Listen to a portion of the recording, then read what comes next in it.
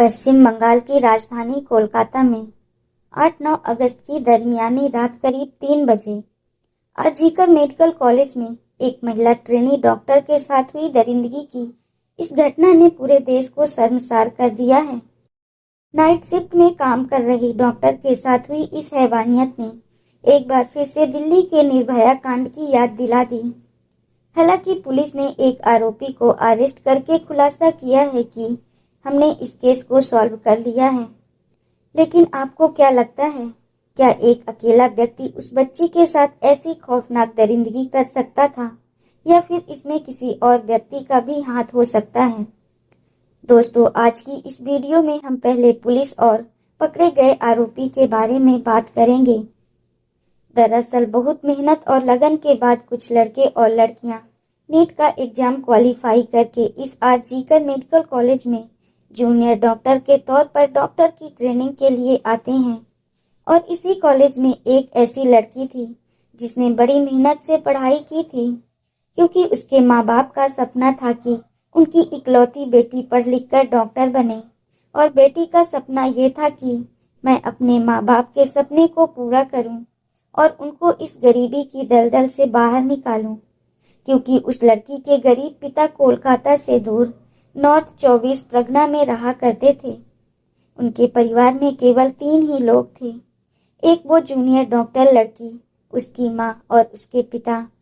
उसके पिता अपना घर चलाने और अपनी बेटी को पढ़ाने के लिए बच्चों की स्कूल यूनिफॉर्म बेचा करते थे और उन्हीं स्कूल की यूनिफॉर्म को बेचकर वो अपना घर चलाते और अपनी बेटी को पढ़ा रहे थे। उनकी बेटी ने भी धीरे धीरे एमबीबीएस की पढ़ाई पूरी कर ली थी। एमबीबीएस करने के बाद अब वो आरजीकर मेडिकल कॉलेज में पीजी की सेकेंड ईयर की स्टूडेंट थी। अब उसके सामने उसका खूबसूरत कैरियर था, यानी उसके माँ बाप बचपन से जो सपना देख रहे थे वो अब पूरा ही होने वाला था। उनकी बेटी डॉक्टर बनने वाली थी और उनके घर के हालात बदलने वाले थे। लेकिन अचानक 9 अगस्त की सुबह को उनके सारे सपने टूटकर बिखर गए। जिस बेटी से उन्होंने 8 अगस्त की रात को फोन पर बात की, उसी बेटी की मौत की खबर सुबह उनके परिवार को मिली। माँ बाप रात को बेटी से बात करके तसल्ली से सो गए थे, लेकिन अगली सुबह इतनी भयावह होगी ये उन्होंने कभी सपने में भी नहीं सोचा था। दरअसल doctor Moumita Debnath RG Kar medical college में नाइट शिफ्ट कर रही थी। वो पिछले कई दिनों से नाइट शिफ्ट पर थी। उसकी ड्यूटी करीब 10 बजे के आसपास शुरू हो जाती थी और जब सुबह को उसकी शिफ्ट खत्म हो जाती तो ममता हॉस्पिटल से सीधे अपने घर चली जाती थी। क्योंकि ये हॉस्पिटल लाल बाजार इलाके में था, इसलिए 8 अगस्त 2024 को भी हर रोज की तरह वो अपने घर से हॉस्पिटल जाने के लिए निकली। हॉस्पिटल पहुंचने के बाद जो पेशेंट उसके अंडर में थे उसने उन मरीजों को देखा, यानी उसने उन्हें अटेंड किया और उस काम में उसे रात के करीब 2 बज गए थे। उस समय हॉस्पिटल में मरीज और उनके साथ आने वाले लोगों की भीड़ थोड़ी कम होने लगी थी और हॉस्पिटल में सन्नाटा छाने लगा। क्योंकि उस समय मरीज भी कम होने लगे थे, इसलिए ट्रेनी डॉक्टर मौमिता को भी थोड़ा फुर्सत का समय मिला तो उस जूनियर डॉक्टर ने अपने 4 और जूनियर डॉक्टरों के साथ बैठकर हॉस्पिटल की कैंटीन में रात का खाना खाया। उस समय रात के करीब 2 बज रहे थे। खाना खाने के बाद अक्सर इमरजेंसी वार्ड की ड्यूटी से जब डॉक्टर या मेडिकल स्टाफ थक जाते थे तो वो हॉस्पिटल के सेमिनार हॉल में आराम करने के लिए चले जाते थे। हालांकि उस सेमिनार हॉल में करीब 25 से 30 लोगों की बैठने के लिए वहां कुर्सियां भी लगाई गई हैं, क्योंकि जब भी हॉस्पिटल में कोई फंक्शन होता था तो वो इसी सेमिनार हॉल में होता था। ये सेमिनार हॉल 4थी मंजिल पर बनाया गया था। लेकिन अजीब बात यह है कि इतने बड़े और प्रसिद्ध आरजीकर मेडिकल कॉलेज में स्टाफ के आराम करने के लिए कोई कमरा, कोई भी रूम नहीं बनाया गया है, जिस कारण जो मेडिकल स्टाफ नाइट शिफ्ट में ड्यूटी पर होते हैं, जब वो लोग काम से थक जाते हैं तो जूनियर डॉक्टर और बाकी स्टाफ के लोग भी इसी 4th फ्लोर पर सेमिनार हॉल में आराम करने के लिए जाते थे और वहां पर बैठकर मेडिकल स्टाफ के लोग थोड़ी देर आराम कर लेते थे, और फिर थोड़ी देर बाद वो अपनी ड्यूटी पर चले जाते थे। इसी तरह ये जूनियर डॉक्टर यानी मौमिता देवनाथ भी रात का खाना खाने के बाद अपने डॉक्टर साथियों को गुड नाइट कहकर करीब 2 से 3 बजे के दरमियान यानी 2:30 बजे के आसपास 4th फ्लोर पर बने उस सेमिनार हॉल में जाती है। और वहां जाकर मौमिता सोचती है कि वो थोड़ी देर आराम करेगी और फिर उसके बाद अपनी बाकी शिफ्ट को पूरा करेगी। लेकिन उस जूनियर डॉक्टर के सेमिनार हॉल में जाने के बाद सुबह तक उसके बारे में किसी को कुछ भी पता नहीं चलता। उधर उसके साथ नाइट शिफ्ट में काम करने वाले दोस्तों को भी लगा कि शायद मौमिता अपने घर चली गई है, इसलिए वो लोग भी अपनी अपनी ड्यूटी में बिजी हो जाते हैं। इसके बाद धीरे धीरे रात गुजर गई और फिर अगली सुबह हो गई थी, यानी रात 3 बजे से लेकर सुबह के करीब 8:30 बजे तक भी उस हॉस्पिटल का माहौल बिल्कुल शांत और नॉर्मल था। लेकिन जब 8:30 बजे हॉस्पिटल का एक स्टाफ इस सेमिनार हॉल का दरवाजा खोलकर अंदर जाता है और जैसे ही वो अंदर जाता है तो उसके मुंह से चीख निकल जाती है, क्योंकि वहां पर उसने देखा कि सामने फर्श पर एक गद्दा पड़ा है और उस गद्दे पर एक लड़की पड़ी हुई है। इसके बाद वो उस लड़की के थोड़ा और करीब जाता है। उसने देखा कि उसके चारों तरफ खून ही खून फैला हुआ है। इसके बाद वो व्यक्ति बदहवास हालत में चीखता हुआ उस सेमिनार हॉल से बाहर की ओर भागता है। उसकी चीख सुनकर स्टाफ के कुछ लोग भी वहां पर पहुंच जाते हैं और फिर देखते ही देखते कुछ ही देर में हॉस्पिटल के तमाम डॉक्टर, जूनियर डॉक्टर तथा स्टाफ के सभी लोग वहां पर इकट्ठा हो गए। और फिर जो कुछ उन्होंने अपनी आंखों से देखा उसे देखकर उनकी भी चीख निकल गई, क्योंकि वहां पर lady junior doctor Moumita Debnath लहूलुहान पड़ी थी। उसके जिस्म पर ऊपर के कुछ कपड़े तो थे, लेकिन नीचे के कपड़े बिल्कुल भी नहीं थे, यानी वो अर्धनग्न अवस्था में थी। उसके पूरे शरीर पर यानी चेहरे से लेकर पैरों तक शायद ही कोई ऐसी जगह हो जहां पर जख्म का कोई निशान ना हो। उसकी दोनों आंखों और चेहरे से खून रिस रहा था, पूरी बॉडी से खून रिस रहा था। इसके बाद आनन फानन में उस जूनियर डॉक्टर की लाश को कपड़ों से ढक दिया गया।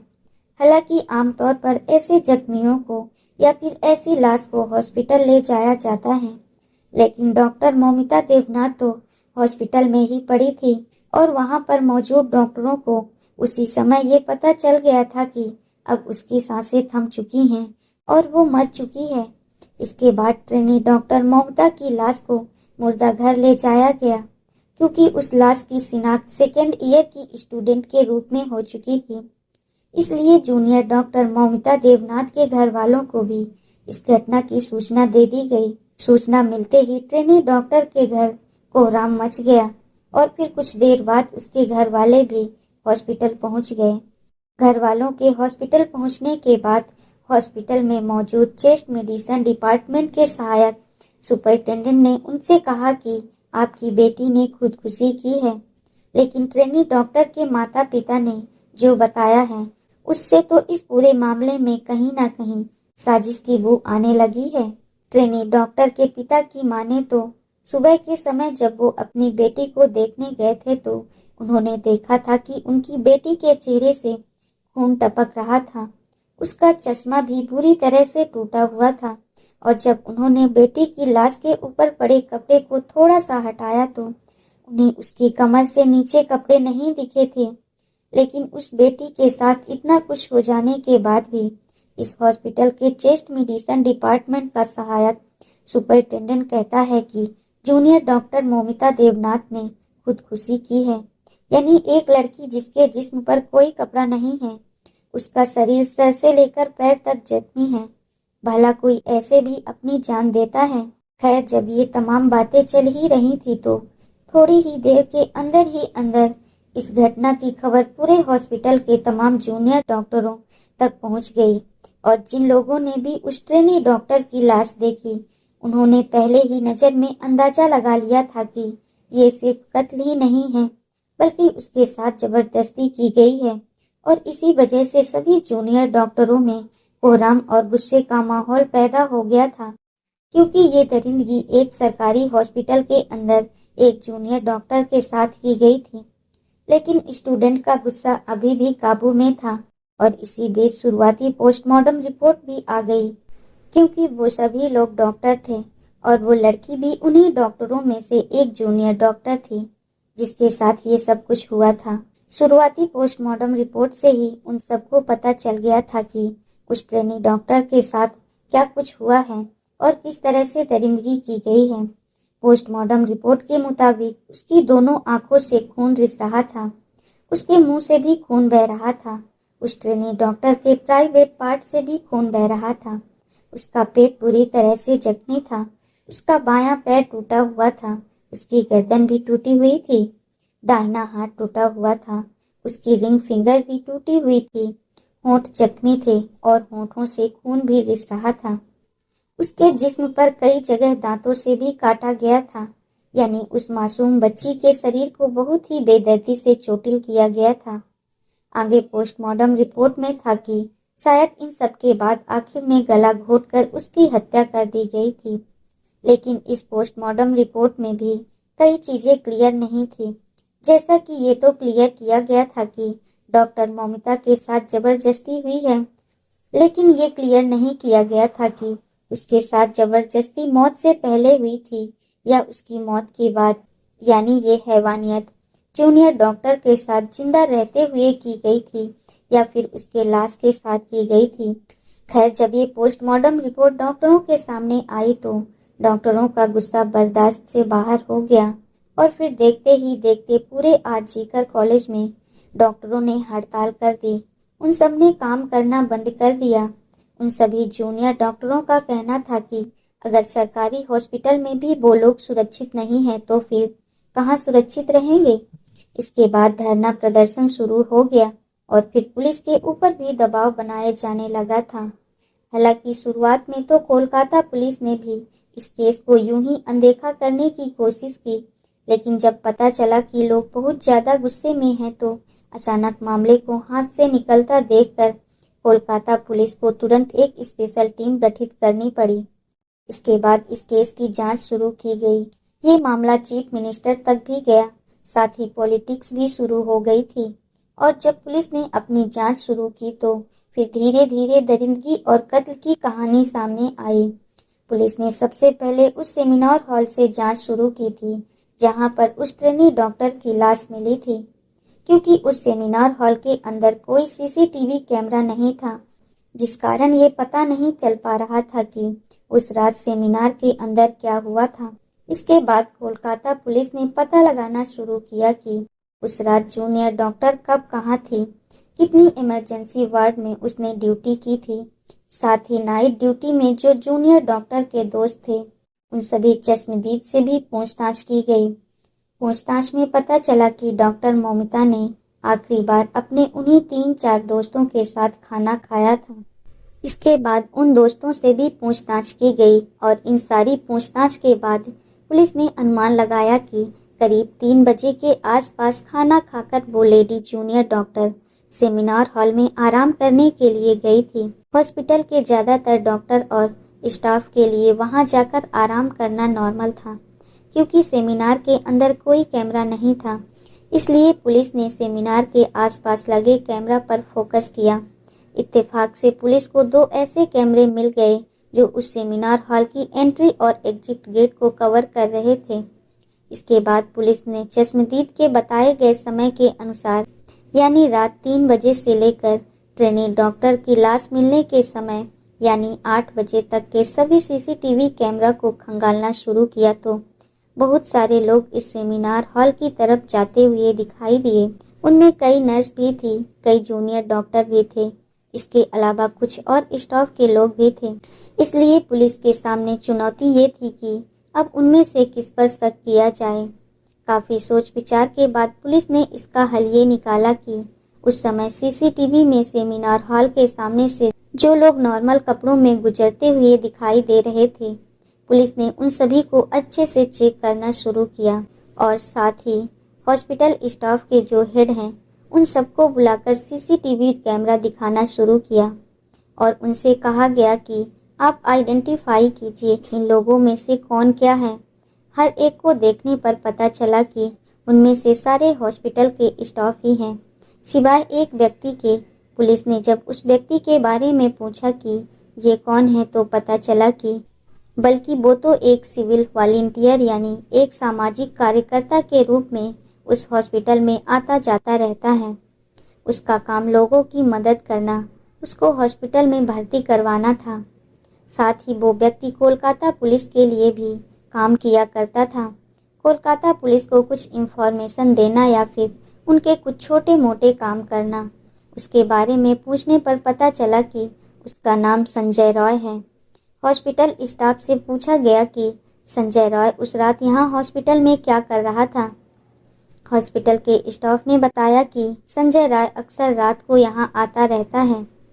कई मरीज जिनको वो भर्ती कराकर जाता है, उनको देखने के लिए, उनका हालचाल पूछने के लिए वो अक्सर यहाँ आता है। अभी वो लोग इस बारे में बात कर ही रहे थे कि अचानक एक पुलिस ऑफिसर की नज़र संजय राय के गले पर पड़ी।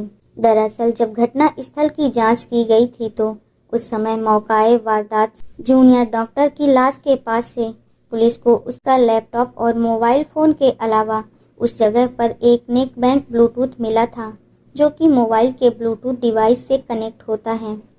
पहले तो पुलिस को लगा कि शायद ये जूनियर डॉक्टर का ही है, क्योंकि उसका मोबाइल भी वहीं पर पड़ा था। लेकिन जब उसको ब्लूटूथ से कनेक्ट करने की कोशिश की गई तो वो जूनियर डॉक्टर के फ़ोन से कनेक्ट नहीं हुआ।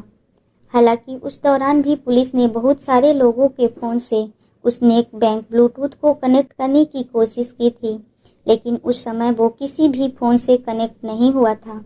लेकिन अब सीसीटीवी फुटेज में अचानक पुलिस की नज़र संजय राय पर पड़ गई थी, जो करीब 3:20 के आसपास सेमिनार हॉल की तरफ जाता हुआ दिखाई दे रहा था और उसके चलने से लग रहा था कि वो लड़खड़ा रहा है। शायद वो नशे में था।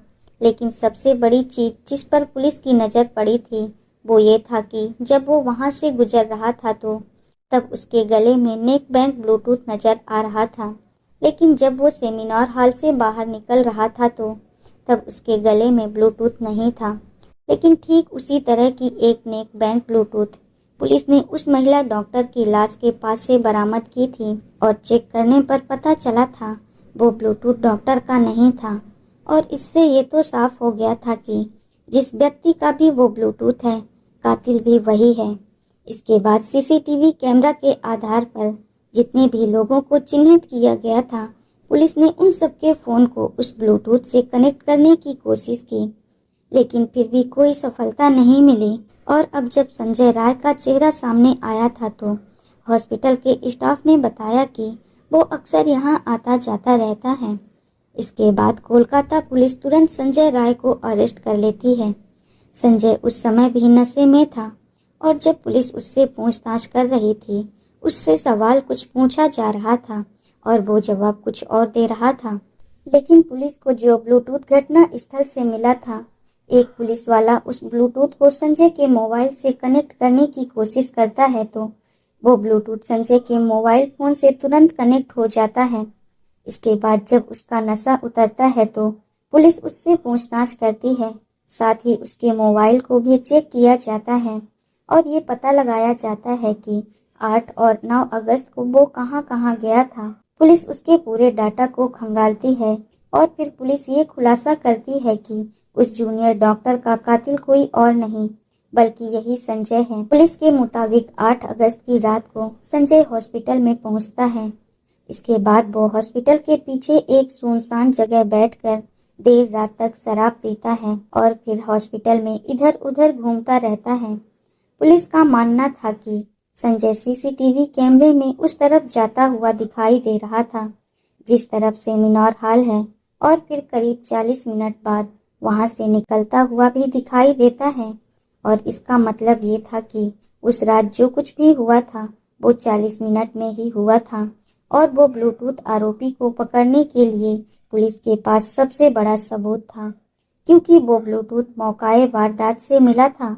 और सबसे बड़ी बात ये थी कि संजय के गले में सेमिनार की तरफ जाते हुए तो ब्लूटूथ था, लेकिन आते हुए नहीं था।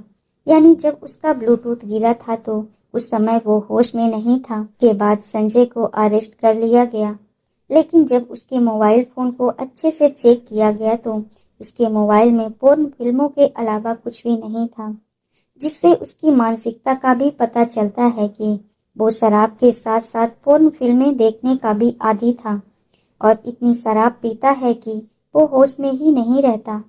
इसके बाद जब उसके फैमिली बैकग्राउंड को खंगाला गया तो पता चला कि उसकी एक बूढ़ी माँ है, लेकिन वो अपनी माँ का भी ख्याल नहीं रखता। उसकी एक बहन भी है, लेकिन बहन उसकी बुरी आदतों की वजह से उससे कोई वास्ता नहीं रखती है। संजय ने 4 शादियां की हैं, जिनमें से 3 पत्नियां उसकी बुरी आदतों और हरकतों की वजह से उसे छोड़कर भाग गईं, जबकि चौथी पत्नी की किसी बीमारी के चलते 1 साल पहले मौत हो गई थी। बहुत से लोग और रिश्तेदार तो यही समझते थे कि वो पुलिस में नौकरी करता है, क्योंकि उसने सबको यही बता रखा था कि वो पुलिस डिपार्टमेंट में है, जबकि वो पुलिस के लिए एक तरह से मुखबिर का काम किया करता था। इधर संजय राय को अरेस्ट करने के बाद कोलकाता पुलिस ने खुलासा किया कि इस केस को सॉल्व कर लिया गया है, लेकिन अब इस बात की भी जांच कर रहे हैं कि क्या इस पूरे घटनाक्रम में वो अकेला था, क्योंकि आरजीकर कॉलेज के सभी जूनियर डॉक्टरों का कहना था कि डॉक्टर मौमिता देवनाथ एक होनहार हष्ट-पुष्ट लड़की थी, जबकि संजय राय एक दुबला पतला सा व्यक्ति है। और सबसे बड़ी चीज जो इस बात की तरफ इशारा करती है कि इस दरिंदगी में संजय अकेला नहीं था, बल्कि उसके साथ और भी कई लोग रहे होंगे, क्योंकि उस समय संजय नशे में धुत था। उससे तो ठीक से चला भी नहीं जा रहा था, तो क्या ऐसे में अकेले ही उसने ट्रेनी डॉक्टर पर काबू पा लिया था? और जब यही सवाल पुलिस से पूछा गया कि क्या एक अकेला व्यक्ति उस जूनियर डॉक्टर पर काबू पा सकता था, तो पुलिस ने इसका जवाब देते हुए कहा कि हो सकता है संजय ने सेमिनार में जाकर जूनियर डॉक्टर के साथ जबरदस्ती करने की कोशिश की हो, लेकिन जब उस जूनियर डॉक्टर ने उसका विरोध किया होगा तो फिर संजय ने उसको किसी भारी चीज से मारा होगा, जिससे वो बेहोश हो गई। पुलिस का कहना था कि हो सकता है उस समय उस जूनियर डॉक्टर की सांसें थम चुकी हों, यानी उसकी मौत उस समय हो चुकी थी और डॉक्टर के मौत के बाद ही संजय उसके साथ दरिंदगी की है, क्योंकि सारी चीजों को देखते हुए उसके जीते जी तो उसके साथ जबरदस्ती कर पाना संभव नहीं था। या फिर दूसरी थ्योरी ये है कि इसमें एक से ज्यादा लोग शामिल थे, लेकिन अब सवाल ये कि अगर एक से ज्यादा लोग शामिल थे तो फिर वो कौन लोग थे? क्या वो हॉस्पिटल के स्टाफ के ही थे या कोई और था, या फिर उस डॉक्टर के अपने दोस्त ही थे, या फिर संजय की तरह कई शराबी लोग थे? लेकिन अभी ये सारी चीजें चल ही रही थी कि तभी अचानक सोशल मीडिया पर एक ऑडियो क्लिप वायरल होता है, जिसमें इस घटना के पीछे किसी बड़े पॉलिटिकल कनेक्शन की बात कही गई है। साथ ही इस बातचीत में कोलकाता पुलिस और उसकी जांच पर भी गंभीर सवाल खड़े कर दिए गए हैं। हालांकि ये ऑडियो क्लिप बंगाली भाषा में है, लेकिन साथ ही आपको उसका हिंदी ट्रांसलेशन स्क्रीन पर भी लिखा हुआ दिखाई देगा। आप उसको भी पढ़कर समझ सकते हैं। ঠিক আছে, ওটা প্রিন্সিপালই চালাচ্ছে এন্ড প্রিন্সিপালের যারা সাকরেত তারাই চালাচ্ছে আমাদেরকে। আমরা দাদা সাসপেক্ট করছি এটা ইন্টার্নের কাজ, ঠিক আছে, এবং যে ইন্টার্ন তার যথেষ্ট পলিটিক্যাল ব্যাকগ্রাউন্ড আছে, তার ফ্যামিলি মেম্বারও প্রোটেকশন দেওয়ার জন্যই মানে খারাপ লাগছে ভাবতে যে আমার ব্যাচমেটই এরকম করতে পারে, এবং কলেজ অথরিটি এতটা নির্লজ্জ যে তাকে সেফগার্ড করার জন্য এত কটা গেমস খেলা হচ্ছে। हालांकि 8 और 9 अगस्त की दरमियानी रात को कोलकाता के सरकारी हॉस्पिटल में महिला ट्रेनी के साथ हुई इस हैवानियत के आरोपी को पुलिस ने चुस्ती फुर्ती दिखाते हुए मात्र 24 घंटे के अंदर अरेस्ट भी कर लिया था। लेकिन अब सवाल ये था कि आखिर आरोपी के पकड़े जाने के बाद भी सभी ट्रेनी डॉक्टर इंसाफ की मांग पर क्यों डटे हुए थे, और क्यों आरोपी के पकड़े जाने के बाद भी सीबीआई जांच की मांग की जा रही है, और क्यों पश्चिम बंगाल की सीएम ममता बनर्जी को अपनी ही पुलिस को डेडलाइन देनी पड़ी है। इतना ही नहीं, इसके बाद टीएमसी के नेता कुणाल घोष ने भी अपने सोशल मीडिया प्लेटफॉर्म से एक और ऑडियो क्लिप जारी करके सनसनी मचा दी है। ऑडियो क्लिप को जारी करते हुए कुणाल घोष ने लिखा है कि ये फोन कॉल भी जांच के दायरे में आनी चाहिए, क्योंकि इस ऑडियो क्लिप में दो लोगों की बातचीत है और इस पूरी कन्वर्सेशन में ट्रेनी महिला डॉक्टर की जांच पर बेहद ही गंभीर आरोप और सवाल खड़े किए गए हैं। कुणाल घोष की तरफ से जारी की इस ऑडियो क्लिप में दूसरे व्यक्ति ने पूरे मामले में किसी रसूखदार इंटर डॉक्टर के होने की बात की है और वो व्यक्ति आरोपी को बचाने के लिए किसी बड़ी साजिश की तरफ भी इशारा कर रहा है। कुणाल घोष ने इस ऑडियो क्लिप को जांच में शामिल करने की मांग की है। সাসপেক্ট করছিস তোর আরজি করার ছেলেরা? আমরা দাদা সাসপেক্ট করছি এটা ইন্টার্নের কাজ, ঠিক আছে, এবং যে ইন্টার্ন তার যথেষ্ট পলিটিক্যাল ব্যাকগ্রাউন্ড আছে, তার ফ্যামিলি মেম্বারও যথেষ্ট উচ্চ পদস্থ, ঠিক আছে, নাম নিতে পারবো না কারণ আমি আমারই সমস্যা হয়ে যাবে, বাট না, নাম নিতে হবে না, একদম নাম নিতে হবে না। না দাদা সেটাই, এবং তাকে প্রোটেকশন দেওয়ার জন্যই মানে খারাপ লাগছে ভাবতে যে আমার ব্যাচমেটই এরকম করতে পারে, এবং কলেজ অথরিটি এতটা নির্লজ্জ যে তাকে সেফগার্ড করার জন্য এত কটা গেমস খেলা হচ্ছে। গোটা মুভমেন্টটা আমাদের কলেজ অথরিটি রান করছে, হচ্ছে না, জেনারেল বডি মিটিং ডিলে করা হচ্ছে, সেখানে প্রিন্সিপাল ইটসেলফ এসে বলছে যে কেন ঘুমাবে রাতের বেলায়, সেমিনার রুম থেকে ঘুমানোর জায়গা, যেখানে সিসিটিভি ফুটেজ লোপাট হয়ে যাচ্ছে, যেখানে পুলিশ এসে ফার্স্ট স্টেটমেন্ট দিচ্ছে না এটা তো সুসাইড, যেখানে তোমার কাউন্সিল কমিটি যেটা হয়েছে সেখানে সাইকিয়াট্রির এইচওডি কে রাখা হয়েছে জাস্ট টু প্রুভ দ্যাট দিদি ওয়াজ এ সাইকিক পেশেंट। আমার নিজের পার্সোনাল কনভারসেশন হয়েছে দিদির সাথে অনেকবার, দিদি ওয়াজ एब्सोल्युटली नॉर्मल। पुलिस की जांच और कार्रवाई पर भी कई सवाल खड़े कर दिए हैं और यही वजह है कि अपनी साथी डॉक्टर के साथ हुई इस दरिंदगी को लेकर आज कोलकाता सहित पूरे देश के भावी डॉक्टर सड़कों पर उतर आए हैं। लेकिन जिस तरह की शुरू से लेकर अब तक पुलिस की इस मामले में भूमिका रही है, उस पर डॉक्टरों द्वारा काफी सवाल खड़ा किया जा रहा है, क्योंकि जिस तरह से कई बड़े अधिकारियों ने ट्रेनी डॉक्टर के परिवार वालों से संपर्क करके ये कहा है कि आप सेटलमेंट कर लीजिए। अब वो लोग किस तरह से सेटलमेंट करना चाहते हैं ये बात समझ में नहीं आती है। इसके बाद जूनियर डॉक्टर के परिवार वालों ने सीबीआई जांच की मांग को लेकर हाई कोर्ट में याचिका दायर की। इसके बाद ये मामला हाई कोर्ट में पहुंचता है। हाई कोर्ट ने भी इस मामले को बड़ी ही गंभीरता से लिया, क्योंकि अब पुलिस पर हाई कोर्ट को भी भरोसा नहीं है और न ही ट्रेनी डॉक्टर के परिवार वालों को भरोसा है और कहीं न कहीं पूरे देश को भी पुलिस पर भरोसा नहीं है। इसलिए कोलकाता पुलिस ने कल सुबह यानी 14 अगस्त को ही ये केस सीबीआई को सौंप दिया था। यानी अब इस केस में आगे की जांच सीबीआई कर रही है। वहीं बात अगर सीबीआई की करें तो सीबीआई ने भी इससे पहले बहुत सारे मामलों में जांच पड़ताल की है, लेकिन सीबीआई द्वारा भी किसी मामले का इतनी आसानी और इतनी जल्दी से खुलासा नहीं हो पाता। खैर अभी मामला चल रहा है, लेकिन अब सवाल ये है कि सीबीआई इस मामले की जांच इतनी जल्दी कर पाएगी या फिर नहीं कर पाएगी, या फिर ये मामला यूं ही सुशांत सिंह राजपूत केस की तरह ठंडा बस्ती में डाल दिया जाएगा। दोस्तों, इस घटना को सुनाने का उद्देश्य किसी का दिल दुखाना नहीं है, किसी को परेशान करना नहीं है, बल्कि आपको जागरूक करना है, आपको सचेत करना है। दोस्तों, इस पूरी घटना के बारे में आपकी क्या राय है, कमेंट बॉक्स में जरूर बताएं। और अगर हमारी मेहनत पसंद आई हो तो इस वीडियो को लाइक करते हुए शेयर भी करें। अगर आपने अब तक चैनल को सब्सक्राइब नहीं किया है तो हमारे चैनल को सब्सक्राइब कर लीजिए। राधे राधे।